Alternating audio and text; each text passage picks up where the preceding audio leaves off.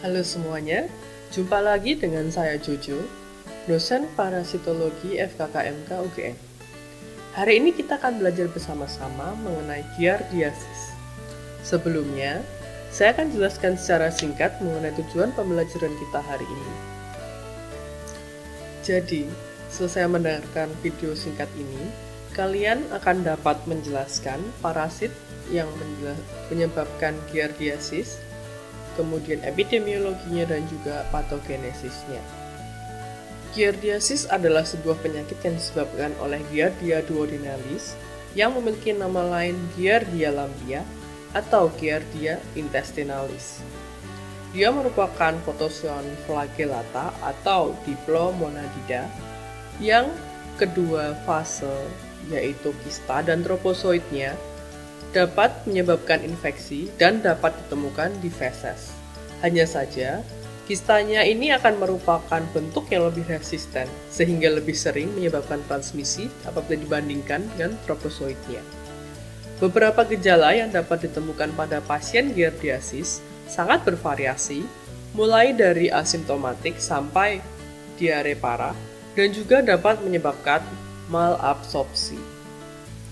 Siklus hidup dari Giardia ini dia bermula ketika tropozoid dan kista mereka dikeluarkan dari dalam tubuh orang yang terinfeksi.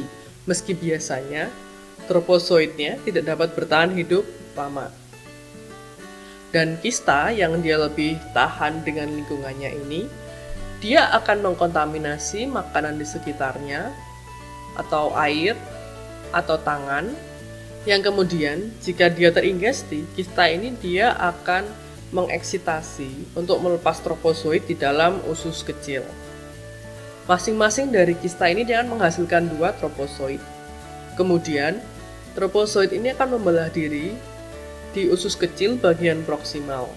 Setelah itu, mereka akan berjalan menuju ke kolon, dan dalam perjalanan mereka menuju ke kolon, si tropozoid ini dia akan mengensitasi atau dia berubah menjadi kista. Jadi dia membentuk kista supaya mereka dapat hidup lebih kuat ketika mereka keluar di dalam feses. Morfologi dari kista Giardia dia berbentuk oval sampai elipsoid, kemudian memiliki membran yang tipis dan panjangnya ini hanya sekitar 8 sampai 19 mikrometer. Kista yang matur akan memiliki 4 buah nukleus dan yang imatur hanya 2. Mereka juga memiliki 2 median bodies dan axostyle. Axostyle adalah ini, garis di tengah-tengah si kistanya.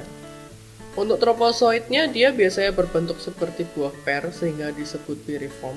Dia memiliki dorsal yang konveks dan ventralnya dia datar. Panjangnya sekitar 10 sampai 20 mikro dengan 2 large oval nucleus, memiliki sucking disc, jadi dia tuh bisa nempel dengan menggunakan sucking disc-nya ini. Dan dia memiliki 2 median bodies dan juga axostyle, yang bagian tengah ini namanya axostyle. Yang berbeda dengan kista adalah dia memiliki 8 buah flagella. Untuk epidemiologinya, Giardia intestinalis dia sering menyebabkan gastroenteritis di seluruh dunia, yang sering terjadi di area dengan sanitasi yang jelek. Infective dose untuk Giardia ini, kistanya hanya membutuhkan 10-100 saja, sedangkan ketika seseorang terinfeksi, maka setiap harinya ia akan mengeluarkan 10⁻8 sampai 10⁻10 kista. Jadi maka dari itu, dia sangat rentan menyebabkan wabah. Beberapa grup yang beresiko adalah anak di bawah 5 tahun, terutama yang kekurangan gizi, dan travelers. Prevalensi dari Giardia ini dia 2,7% di high resources country dan 2-30% di low resources countries. Untuk patogenesis dari Giardia lamblia itu sebenarnya sangat simpel. Di sini bagian kiri kita dapat melihat bagaimana normal intestinal epithelium, di mana mereka dapat menyerap nutrisi dengan baik karena masih bagus ya bentuknya.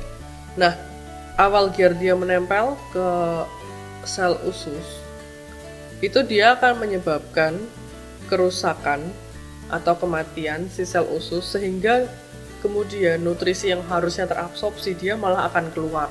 Hal ini menyebabkan terjadinya diare dan juga malnutrisi apabila dibiarkan dalam jangka panjang. Dan lebih parahnya lagi, sel-sel yang mati itu dia akan menarik sel imun dari tempat lain untuk datang ke usus. Sel imun ini dia akan berusaha menyebabkan inflamasi, tetapi jika inflamasi ini dibiarkan dalam jangka panjang, dia juga dapat merusak sel-sel sekitar.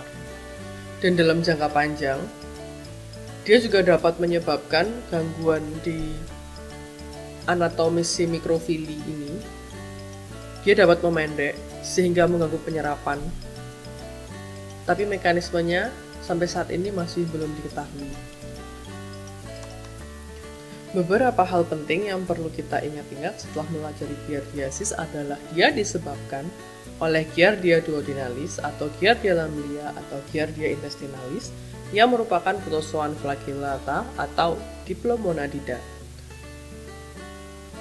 Kedua bentuknya yaitu kista dan tropozoitnya dapat menginfeksi orang dan ditemukan di feses. Kistanya lebih tahan hidup sehingga lebih sering menginfeksi. Gejala yang ditimbulkan bervariasi, mulai dari asimptomatik sampai diare parah dan juga malabsorpsi. Kistanya berbentuk oval sampai elipsoid dengan membrana yang tipis, memiliki 2 nukleus jika imatur dan 4 setelah matur, 2 median bodies dan juga axostyle. Untuk tropozoitnya dia berbentuk seperti per atau piriform dengan 2 nukleus oval yang besar. Dia memiliki sucking disk untuk menempel di dinding usus, axostyle yang bagian tengahnya itu, dan dia juga memiliki 8 flagella untuk membantu dia bergerak. Infektis dos dari kistanya hanya 10-100 kista, sedangkan individual yang terinfeksi dapat mensekresi 10⁻8 sampai 10⁻10 kista per harinya. Beberapa individual yang beresiko adalah anak balita dan traveler. Sekian materi kita untuk hari ini. Ini adalah referensi dan beberapa bacaan yang dapat kalian baca apabila kalian ingin mempelajari topik ini lebih lanjut. Sekian materi dari saya. Sampai jumpa di pembelajaran selanjutnya.